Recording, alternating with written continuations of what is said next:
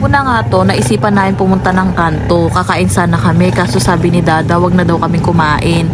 Eto na nga, papunta nga kami, magsasamjing nga kami. Bibili kami dito sa may Korean grocery. Nung nakarating na kami, ito ang Korean grocery dito sa may kanto namin. O, di ba? Ito yung Korean grocery dito sa may kanto namin. Kung taga-Amsik kayo, alam na alam nyo to. Dito sa baba ng Janapan.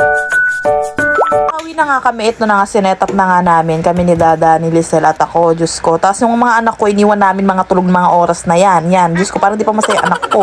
Pero Goy, Lisel, maranop na yung makantang oras. Tapos ito yung mami, si John, di daw namin sinabi na bibili kami ng samji.